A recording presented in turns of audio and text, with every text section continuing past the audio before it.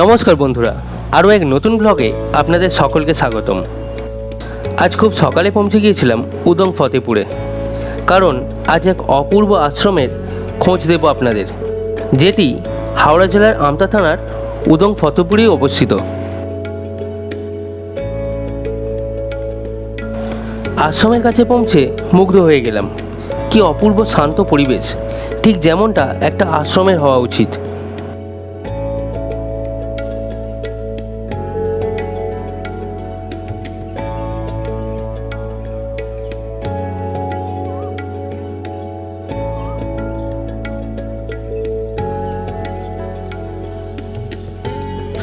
আশ্রমের সামনেটি বেশ পরিচ্ছন্ন, সাথে সাথে গাড়ি পার্কিংয়ের সুবন্দোবস্তও আছে।